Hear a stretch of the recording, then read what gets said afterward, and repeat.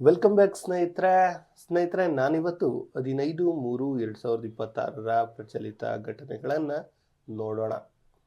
ಸ್ನೇಹಿತರೆ, ಅದಕ್ಕಿಂತ ಮುಂಚಿತವಾಗಿ ನೀವು ಯಾರೂ ಕೂಡ ಇನ್ನೂ ನನ್ನ ಚಾನಲನ್ನು ಸಬ್ಸ್ಕ್ರೈಬ್ ಆಗಿಲ್ಲ ಅಂದರೆ ಈ ಕೂಡಲೇ ಸಬ್ಸ್ಕ್ರೈಬ್ ಆಗಿ. ಸ್ನೇಹಿತರೆ, ತಡ ಮಾಡದೆ ಇವತ್ತಿನ ಪ್ರಚಲಿತ ಘಟನೆಗಳನ್ನು ನೋಡೋಣ. ಸ್ನೇಹಿತರೆ, ಅದಕ್ಕಿಂತ ಮುಂಚಿತವಾಗಿ ನಿಮಗೆ ಒಂದು ಇನ್ಫಾರ್ಮೇಷನ್ ಏನಪ್ಪ ಅಂದರೆ, ಸ್ನೇಹಿತರೆ, ನಮ್ಮಲ್ಲಿ ಅಂದರೆ ಈ ನಮ್ಮ ಜ್ಞಾನದರ್ಶಿಯಲ್ಲಿ PSTRಗೆ ಸಂಬಂಧಪಟ್ಟಂತಹ ಏನು ಕ್ಲಾಸ್ಗಳು ನಡೀತಾ ಇದೆ, ಉಚಿತ ಕ್ಲಾಸ್ಗಳು. ಯಾರಾದರೂ ನಿಮ್ಮ ಅಕ್ಕಪಕ್ಕದಲ್ಲಿ ಯಾರಾದರೂ ಸ್ಕೂಲ್ ಟೀಚರ್ ಆಗಬೇಕು ಅಂದರೆ, ಪ್ರೈಮರಿ ಸ್ಕೂಲ್ ಟೀಚರ್ ಆಗಬೇಕು ಅಂದರೆ, ಸಿಲೆಬಸ್ ಬೇಕು, ಕ್ಲಾಸಸ್ ಬೇಕು ಅಂದರೆ ಈ ಚಾನಲನ್ನು ರೆಫರ್ ಮಾಡಿ. ಹಾಗೂ ಕರೆಂಟ್ ಅಫೇರ್ಸ್ಗಳಿಗೂ ಕೂಡ ಇತರೆ ಎಕ್ಸಾಮ್ಗಳಿಗೆ ಪ್ರಿಪೇರ್ ಆಗ್ತಾರಲ್ಲ ಅವ್ರಿಗೆಲ್ರಿಗೂ ಕೂಡ ರೆಫರ್ ಮಾಡಿ ಅಂತ ಹೇಳ್ತಾ ಶುರು ಮಾಡೋಣ. ಮೊದಲ ಪ್ರಶ್ನೆ ಹೀಗಿದೆ: ರೈತರಿಗಾಗಿ ಇತ್ತೀಚೆಗೆ ಬಿಡುಗಡೆ ಮಾಡಿರುವ ಮಹತ್ವಾಕಾಂಕ್ಷೆಯ ಕೃತಕ ಬುದ್ಧಿಮತ್ತೆ ಅಂದರೆ AI ಆಧಾರಿತ ಬಹುಭಾಷಾ ಡಿಜಿಟಲ್ ವೇದಿಕೆ ಅಥವಾ ಆ್ಯಪ್ ಯಾವುದು ಅಂತ ಕೇಳಿದ್ದಾರೆ. ಇದಕ್ಕೆ ಸರಿಯಾದ ಉತ್ತರ ಭಾರತ್ ವಿಸ್ತಾರ ಅಂತ. ಸ್ನೇಹಿತರೆ, ನೀವು ಇಲ್ಲಿ ನೋಡ್ಬೋದು, ಇದುವೇ ಭಾರತ್ ವಿಸ್ತಾರ ಎನ್ನುವಂಥದ್ದು. ಇದನ್ನ ಕೊನೆಯಲ್ಲಿ ಅಂದರೆ ಇನ್ಫೋಗ್ರಾಫಿಕ್ಸ್ ಅಲ್ಲಿ ನೋಡೋಣ. ಈಗ ಇದರ ಬಗ್ಗೆ ಡೀಟೇಲ್ಸ್ ನೋಡೋಣ. ಸ್ನೇಹಿತರೆ, ಭಾರತ್ ವಿಸ್ತಾರ್ ಎಂಬುದು ಕೇಂದ್ರ ಸರ್ಕಾರ ರೈತರಿಗಾಗಿ ಬಿಡುಗಡೆ ಮಾಡಿರುವ ಮಹತ್ವಾಕಾಂಕ್ಷೆಯ ಕೃತಕ ಬುದ್ಧಿಮತ್ತೆ ಆಧಾರಿತ ಬಹುಭಾಷಾ ಡಿಜಿಟಲ್ ವೇದಿಕೆ ಮತ್ತು ಆ್ಯಪ್ ಆಗಿರುವಂತಹದ್ದು. 2026-27 ಕೇಂದ್ರ ಬಜೆಟ್ನಲ್ಲಿಯೂ ಈ ಬಗ್ಗೆ ವಿಶೇಷವಾಗಿ ಪ್ರಸ್ತಾಪಿಸಲಾಗಿದೆ. ಇದರ ಪ್ರಮುಖ ಉದ್ದೇಶ ಕೃಷಿ ವಲಯವನ್ನು ಡಿಜಿಟಲೀಕರಣಗೊಳಿಸಿ ದೇಶದಾದ್ಯಂತ ಇರುವ ರೈತರಿಗೆ 24/7 ಡಿಜಿಟಲ್ ಕೃಷಿ ತಜ್ಞರಂತೆ ಮಾರ್ಗದರ್ಶನ ನೀಡುವುದು.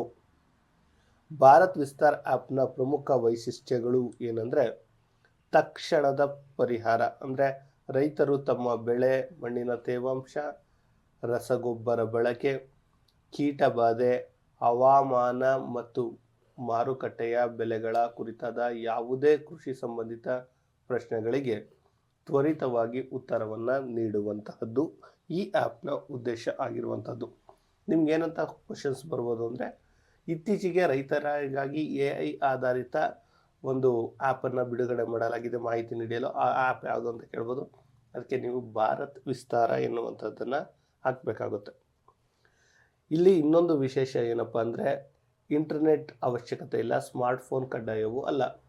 ಈ ವ್ಯವಸ್ಥೆಯು ಕೇವಲ ಆ್ಯಪ್ಗೆ ಮಾತ್ರ ಸೀಮಿತವಾಗಿಲ್ಲ. ಸ್ಮಾರ್ಟ್ಫೋನ್ ಇಲ್ಲದ ರೈತರು ಸಾಮಾನ್ಯ ಫೋನ್ನಿಂದ ಕೇವಲ ಒಂದು ಕರೆ ಅಥವಾ SMS ಮಾಡುವ ಮೂಲಕವೂ ತಮ್ಮದೇ ಭಾಷೆಯಲ್ಲಿ ಮಾಹಿತಿಯನ್ನು ಪಡೆದುಕೊಳ್ಳಬಹುದು. ಸುಧಾರಿತ ದತ್ತಾಂಶ ಸಂಯೋಜನೆ, ಅಗ್ರಿಸ್ಟಾಕ್ ಪೋರ್ಟಲ್ಗಳು ಮತ್ತು ICAR ಪ್ಯಾಕೇಜ್ಗಳನ್ನು AI ವ್ಯವಸ್ಥೆಯೊಂದಿಗೆ ಬೆಸೆದು ಅತ್ಯಂತ ನಿಖರವಾದ ಮತ್ತು ವೈಜ್ಞಾನಿಕ ಕೃಷಿ ಮಾಹಿತಿಯನ್ನು ಒದಗಿಸುತ್ತದೆ. ಇನ್ನು ಬಹುಭಾಷಾ ಬೆಂಬಲ ಅಂದರೆ ಕನ್ನಡ ಸೇರಿದಂತೆ, ನಮ್ಮ ಹೆಮ್ಮೆಯ ಕನ್ನಡ ಸೇರಿದಂತೆ ಭಾರತದ ವಿವಿಧ ಭಾಷೆಗಳಲ್ಲಿ ಇದು ಲಭ್ಯವಿದ್ದು, ರೈತರಿಗೆ ಭಾಷೆಯ ಅಡಚಣೆಯನ್ನು ಇದು ಸಂಪೂರ್ಣವಾಗಿ ನಿವಾರಣೆ ಮಾಡುತ್ತೆ. ಇದೊಂದು ರೀತಿ ರೈತರಿಗೆ ತುಂಬ ಅನುಕೂಲವಾದಂಥದ್ದು ಭಾರತ್ ವಿಸ್ತಾರ ಎನ್ನುವಂಥದ್ದು. ನಿಮ್ಮ ಅಕ್ಕಪಕ್ಕದ ನಿಮ್ಮ ಮನೆಯಲ್ಲಿ ರೈತರಿದ್ದರೆ, ನಿಮ್ಮಪ್ಪ ಏನಾದರೂ ರೈತರಿದ್ದರೆ, ಅಥವಾ ನೀವು ಕೂಡ ರೈತರಾಗಿದ್ದರೆ, ಅಥವಾ ನಿಮ್ಮ ಅಕ್ಕಪಕ್ಕದ ಮನೆಯವರು ರೈತರಾಗಿದ್ದರೂ ಕೂಡ ಈ ಏನಿದೆ ಭಾರತ್ ವಿಸ್ತಾರ ಆ್ಯಪನ್ನು ಬಳಸ್ಕೋಬಹುದು. ನೀವು ಅದರಲ್ಲಿ ಮಾಹಿತಿಯನ್ನು ಕೂಡ ಪಡೆದುಕೊಳ್ಬೋದು. ಇನ್ನು ಇದನ್ನು ಇನ್ಫೋಗ್ರಾಫಿಕ್ಸಲ್ಲಿ ನೋಡೋಣ. ರೈತರಿಗಾಗಿ ಕೃತಕ ಬುದ್ಧಿಮತ್ತೆ AI ಕ್ರಾಂತಿ. ರೈತರಿಗೆ 24/7 ಕೃಷಿ ತಜ್ಞರಂತೆ ಮಾರ್ಗದರ್ಶನ ನೀಡುವ AI ಆಧಾರಿತ ಡಿಜಿಟಲ್ ವೇದಿಕೆ. ಇಂಟರ್ನೆಟ್ ಇಲ್ಲದೆಯೂ ಲಭ್ಯವಿದ್ದು ರೈತರ ಬೆಳೆ, ಹವಾಮಾನಕ್ಕೆ ಸಂಬಂಧಪಟ್ಟಂತೆ ಸಮಸ್ಯೆಗಳಿಗೆ ಪರಿಹಾರ ನೀಡುತ್ತೆ. ಉದ್ದೇಶ ಮತ್ತು ವ್ಯಾಪ್ತಿ ನೋಡೋಣ. ಉದ್ದೇಶ ಅಂದರೆ ದಿನದ 24 ಗಂಟೆ, ವಾರದ 7 ದಿನ, ದಿನದ 24 ಗಂಟೆ ನೀಡುವಂಥದ್ದು. ಇದು ಕೇಂದ್ರ ಬಜೆಟ್ನಲ್ಲಿ ಮುಂಚೆನೇ ಆಗಿತ್ತು. ಸ್ಮಾರ್ಟ್ಫೋನ್ ಅವಶ್ಯಕತೆ ಇಲ್ಲ. ನಿಖರ ಮತ್ತು ವೈಜ್ಞಾನಿಕ ಮಾಹಿತಿ. ಬಹುಭಾಷಾ ಅಂದರೆ ಕನ್ನಡ, ಇಂಗ್ಲೀಷು, ಹಿಂದಿ ಎಲ್ಲ ಭಾಷೆಯಲ್ಲೂ ಸಿಗುವಂಥದ್ದು. ಓಕೆ, ಮುಂದೆ ಪ್ರಶ್ನೆಗೆ ಹೋಗೋಣ. ಇದೊಂಥರ ಡಿಫ್ರೆಂಟ್ ಆಗಿದೆ. ಇತ್ತೀಚೆಗೆ ಈ ಕೆಳಗಿನ ಯಾರು LGBT ಕಮ್ಯುನಿಟಿಯಿಂದ ರಾಜ್ಯಸಭೆಗೆ ಆಯ್ಕೆಯಾಗಿದ್ದಾರೆ? ಇದಕ್ಕೆ ಸರಿಯಾದ ಉತ್ತರ ಮೇನಕಾ ಗುರುಸ್ವಾಮಿ. LGBT ಅಂದರೆ ನಿಮ್ಮೆಲ್ಲರಿಗೂ ಗೊತ್ತಿರುವಂಥದ್ದೇ. ಇಲ್ಲಿ ಕಾಣಿಸ್ತಾ ಇದ್ದಾರಲ್ಲ ಇವರೇ ಏನು ಮೇನಕಾ ಗುರುಸ್ವಾಮಿ. ಏನದು ಸ್ವಲ್ಪ ಇನ್ಫಾರ್ಮೇಷನ್ ನೋಡೋಣ. ಸ್ನೇಹಿತರೆ, ಇತ್ತೀಚೆಗೆ ಮಾರ್ಚ್ 26ರಂದು ಮೇನಕಾ ಗುರುಸ್ವಾಮಿ ಅವರು ರಾಜ್ಯಸಭೆಗೆ ಆಯ್ಕೆಯಾಗಿದ್ದಾರೆ. ಈ ಮೂಲಕ ಭಾರತ ಸಂಸತ್ಗೆ ಪ್ರವೇಶಿಸಿದ ಮೊದಲ ಬಹಿರಂಗ LGBTQ ಪ್ರತಿನಿಧಿ ಎಂಬ ಐತಿಹಾಸಿಕ ಸಾಧನೆ ಪಡೆದಿದ್ದಾರೆ. ಸ್ನೇಹಿತರೆ, ಅಂದರೆ ಇವ್ರು ಲೆಸ್ಬಿನ್ ಇವೆಲ್ಲ ಬರ್ತಾವಲ್ಲ, LGBT ಅಂದರೆ ನಿಮಗೆ ಗೊತ್ತಿರುವಂಥದ್ದು. ಈ ಕಡೆ ಪುರುಷರು ತೃತೀಯ ಲಿಂಗಿ ಅಂತ ಏನು ಕರಿತೀವಿ, ಇದಕ್ಕೆ ಸೇರಿದವರು ಅಂತಲೇ ನಾವು ಹೇಳ್ಬೋದು. ಇನ್ನೂ ಹೆಚ್ಚಿನ ಮಾಹಿತಿ ಬೇಕಾದರೆ ನೀವು ಗೂಗಲ್ ಮಾಡಿ, ಕ್ಲಿಯರ್ ಆಗಿ ಸಿಗುತ್ತೆ. ಓಕೆ, ಇನ್ನು ಇವರನ್ನು ರಾಜ್ಯಸಭೆಗೆ ಆಯ್ಕೆ ಮಾಡಿದ್ದು ಯಾರು ಅಂದರೆ ತೃಣಮೂಲ ಕಾಂಗ್ರೆಸ್ ಅಂದರೆ TMC ಇವರನ್ನು ಆಯ್ಕೆ ಮಾಡಿದೆ.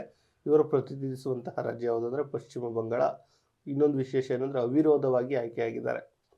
ಇನ್ನು ವೃತ್ತಿ ನೋಡಿದರೆ ಇವರು ಸುಪ್ರೀಂ ಕೋರ್ಟ್ನ ಖ್ಯಾತ ಹಿರಿಯ ವಕೀಲರಾಗಿಯೂ ಕಾರ್ಯನಿರ್ವಹಿಸಿದ್ದಾರೆ.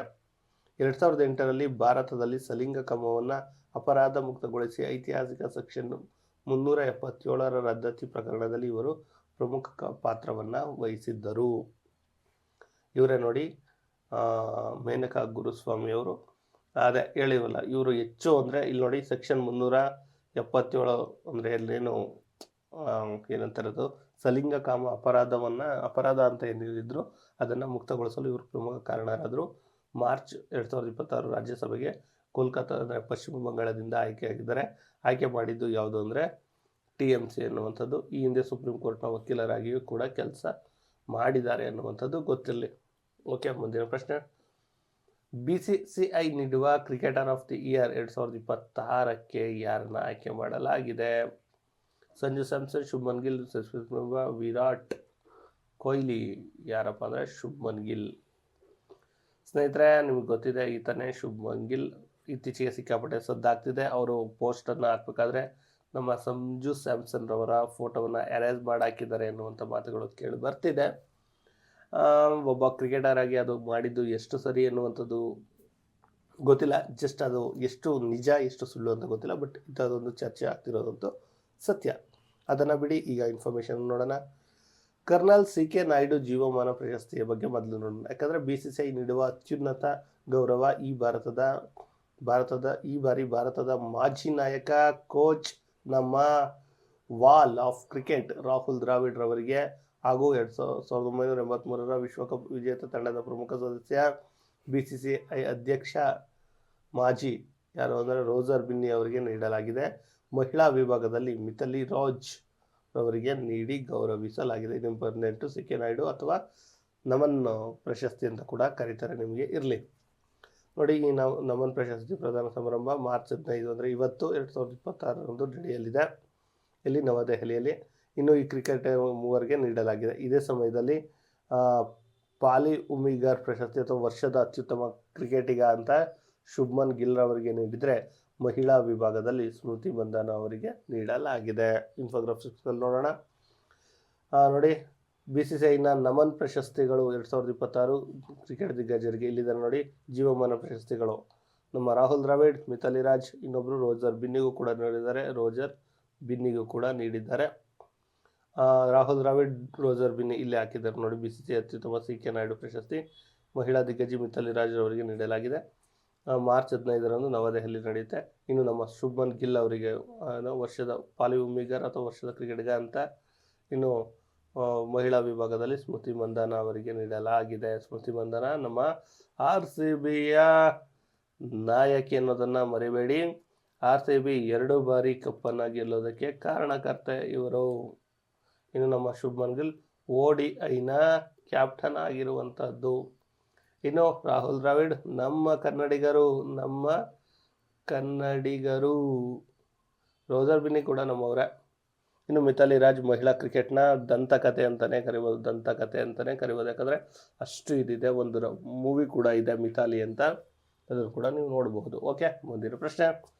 ಬಿಹಾರದ ನೂತನ ರಾಜ್ಯಪಾಲರಾಗಿ ಯಾರು ಆಯ್ಕೆ ಆಗಿದ್ದಾರೆ ಅಂದರೆ ಅಧಿಕಾರ ಸ್ವೀಕರಿಸಿಕೊಂಡು ಅಂದರೆ ಸೈಯದ್ ಅಟಾ ಹುಸೈನ್. ಯಾಕಿದು ಇಂಪಾರ್ಟೆಂಟ್ ಅಂದರೆ, ಒಬ್ಬರು ಲೆಫ್ಟಿನೆಂಟ್ ಕರ್ನಲ್ ಸೈಯದ್ ಅಟಾ ಹುಸೈನ್ ಏನಿದ್ದಾರೆ ಅವರು ಒಂದು ಬಿಹಾರದ ರಾಜ್ಯಪಾಲರಾಗಿದ್ದಾರೆ. ಅದ್ರ ಬಗ್ಗೆ ನೋಡೋಣ ಬನ್ನಿ ಮಾಹಿತಿ. ಸ್ನೇಹಿತರೆ, ಬಿಹಾರದ ನೂತನ ರಾಜ್ಯಪಾಲರಾಗಿ ಲೆಫ್ಟಿನೆಂಟ್ ಜನರಲ್ ನಿವೃತ್ತ ಸೈಯದ್ ಅಟಾ ಹುಸೈನ್ ಅವರು ನೇಮಕಗೊಂಡಿದ್ದಾರೆ. ಮಾರ್ಚ್ 14ರಂದು ಅಂದರೆ ನಿನ್ನೆ ಪಾಟ್ನಾದ ಲೋಕಭವನದಲ್ಲಿ ಬಿಹಾರದ 43ನೇ ಎಷ್ಟೇ ಅವರು ಅಂದರೆ 43ನೇ ರಾಜ್ಯಪಾಲರಾಗಿ ಸ್ವೀಕರಿಸಿದರು ಅನ್ನೋ ಅಧಿಕಾರವನ್ನು. ಪಾಟ್ನಾ ಹೈಕೋರ್ಟ್ನ ಮುಖ್ಯ ನ್ಯಾಯಮೂರ್ತಿ ಯಾರಿದ್ದಾರೆ, ಸಂಗಮ್ ಕುಮಾರ್ ಸಾಹೋ ಇವರಿಗೆ ಅಧಿಕಾರ ಗೌಪ್ಯತೆಯ ಪ್ರಮಾಣ ವಚನವನ್ನು ಬೋಧಿಸಿದರು. ಈ ಹಿಂದೆ ಇದ್ದವರು ಆರಿಫ್ ಮೊಹಮ್ಮದ್ ಖಾನ್ ಉತ್ತರಾಧಿಕಾರಿಯಾಗಿ ಅಧಿಕಾರ ವಹಿಸಿಕೊಂಡಿದ್ದಾರೆ. ಈಗ ಹಿನ್ನೆಲೆ ನೋಡೋದಾದ್ರೆ ಇವರು ಸೈಯದ್ ಅಟಾ ಹುಸೈನ್ ಅವರು ಭಾರತೀಯ ಸೇನೆಯಲ್ಲಿ ಸುದೀರ್ಘ ಸೇವೆ ಸಲ್ಲಿಸಿದ ಅನುಭವ ಹೊಂದಿದ್ದು, ವಿಶೇಷವಾಗಿ ಜಮ್ಮು ಕಾಶ್ಮೀರದಲ್ಲಿ 15ನೇ ಕಾರ್ಪ್ಸ್ ಕಮಾಂಡರ್ ಆಗಿ ಕೂಡ ಕೆಲಸ ಮಾಡಿದರು. ಗುಡ್. ಇನ್ನು ಇವರು ಇದಷ್ಟೇ ಅಲ್ಲದೆ ಇತರ ಹುದ್ದೆಗಳನ್ನು ರಾಜ್ಯಪಾಲರಾಗುವ ಮೊದಲು ರಾಷ್ಟ್ರೀಯ ವಿಪತ್ತು ನಿರ್ವಹಣಾ ಪ್ರಾಧಿಕಾರ ಸದಸ್ಯರಾಗಿದ್ದರು. ಕಾಶ್ಮೀರ ಕೇಂದ್ರೀಯ ವಿಶ್ವವಿದ್ಯಾಲಯದ ಕುಲಪತಿಗಳಾಗಿಯೂ ಸೇವೆ ಸಲ್ಲಿಸಿದ್ದಾರೆ. ಒಳ್ಳೆ ಇದಿದೆ, ಶಿಕ್ಷಣ ಇದೆ. ಇವರು ಹೇಗೆ ನಿರ್ವಹಿಸ್ತಾರೆ ನೋಡಬೇಕು. ಇನ್ಫೋಗ್ರಾಫಿಕ್ಸ್ ಅಲ್ಲಿ ನೋಡೋಣ. ಬಿಹಾರದ ನೂತನ ರಾಜ್ಯಪಾಲರು lieutenant general Syed Ata Hussain March 14ರಂದು 43ನೇ ರಾಜ್ಯಪಾಲರಾಗಿ ಅಧಿಕಾರವನ್ನು ವಹಿಸಿಕೊಂಡಿದ್ದಾರೆ. ಬಿಹಾರದ ಎಷ್ಟನೇರು 43ನೇ. ಈ ಹಿಂದೆ ಅವರು ಯಾರಪ್ಪ ಅಂದರೆ ಆರಿಫ್ ಮೊಹಮ್ಮದ್. ಪ್ರಮಾಣ ವಚನ ಮಾಡಿದ್ಯಾರು ಅಂದರೆ ಸಂಗಮ್ ಕುಮಾರ್ ಸಾಹೋ. ಭಾರತೀಯ ಸೇನೆಯಲ್ಲಿ ಸುದೀರ್ಘ ಸೇವೆಯನ್ನು ಸಲ್ಲಿಸಿದರು. ವಿಪತ್ತು ನಿರ್ವಹಣೆಯಲ್ಲೂ ಶಿಕ್ಷಣ ಕ್ಷೇತ್ರದಲ್ಲೂ ಇದಾಗಿದ್ರು ಅನ್ನುವಂಥದ್ದು ನಿಮಗಿರಲಿ. ಇನ್ನು ಒನ್ ಲೈನರ್ ಥರ ನೋಡ್ಕೊಳ್ಳೋದಾದರೆ 3 KSRTಗೆ ಒಲಿದಿದೆ. KSRTಯ ಸಂಸ್ಥೆಯ ಧ್ವನಿ ಸ್ಪಂದನ ಪ್ರವೇಶಾವಕಾಶ ಉಪಕ್ರಮಕ್ಕೆ ಬಂದಿದೆ. ಗವರ್ನೆನ್ಸ್ ನಾವು 12ನೇ PSU ರಾಷ್ಟ್ರೀಯ ಪ್ರಶಸ್ತಿಯಲ್ಲಿ ಎಕ್ಸಲೆನ್ಸ್ ಇನ್ ಇನೋವೇಷನ್ ಪ್ರಶಸ್ತಿ ನಮ್ಮ KSRTCಗೆ ತಲುಪಿದೆ. ಇನ್ನು ಅಸ್ಸಾಂನ ಮಾನಸ್ ರಾಷ್ಟ್ರೀಯ ಉದ್ಯಾನವನದಲ್ಲಿ ಸಂಶೋಧಕರು ಹೊಸ ಪ್ರಭೇದವನ್ನು ಪತ್ತೆ ಹಚ್ಚಿದ್ದು, ಪ್ರಸಿದ್ಧ ಗಾಯಕ ಜುಬೇನ್ ಗಾರ್ಗ್ ಅವರ ಗೌರವಾರ್ಥವಾಗಿ ಅದು ಆ ಸಸ್ಯ ಪ್ರಭೇದಕ್ಕೆ ವಸ್ಬೇಕಿಯಾ ಜುಬಿನ್ ಗಾರ್ಗಿಯಾ ಎನ್ನುವಂಥ ಹೆಸರನ್ನು ಇಟ್ಟಿದ್ದಾರೆ. ಇನ್ನು ಮಾರ್ಚ್ 14 ನಿಮ್ಮೆಲ್ಲರಿಗೂ ಗೊತ್ತಿರಲಿ ವಿಶ್ವ ಪೈ ದಿನ ಅಂತ ಆಚರಿಸ್ತಾರೆ. ನಿಮ್ಗೆ ಗೊತ್ತಲ್ಲ, 22/7 ಏನಿದೆ ಇದು ಪೈ ಅಂತ ಏನು ಕರಿತೀವಿ. ಇದರ ಧ್ಯೇಯವಾಕ್ಯ ಮ್ಯಾಥ್ಸ್ ಆ್ಯಂಡ್ ಹೋಪ್ ಎನ್ನುವಂಥದ್ದು. ಸ್ನೇಹಿತರೆ, ಇದಾಗಿತ್ತು ಇವತ್ತಿನ ಕರೆಂಟ್ ಅಫೇರ್ಸ್. ಇಂತಹದ್ದೇ ಕರೆಂಟ್ ಅಫೇರ್ಸ್ಗಾಗಿ ನಮ್ಮನ್ನು ಫಾಲೋ ಮಾಡಿ. ಯಾರಾದರೂ ನಿಮ್ಮ ಸ್ನೇಹಿತರು ಕರೆಂಟ್ ಅಫೇರ್ಸ್ಗೋಸ್ಕರ ಇದು ಮಾಡ್ತಾ ಇದ್ದರೆ ಅವರಿಗೆ ಈ ವಿಡಿಯೋನ ತಪ್ಪದೆ ಕಳಿಸಿ ಅಂತ ಹೇಳ್ತಾ ಈ ವಿಡಿಯೋನ ಇಲ್ಲಿಗೆ ಎಂಡ್ ಮಾಡ್ತಾ ಇದ್ದೀನಿ. ಧನ್ಯವಾದಗಳು. ಜೈ ಕರ್ನಾಟಕ.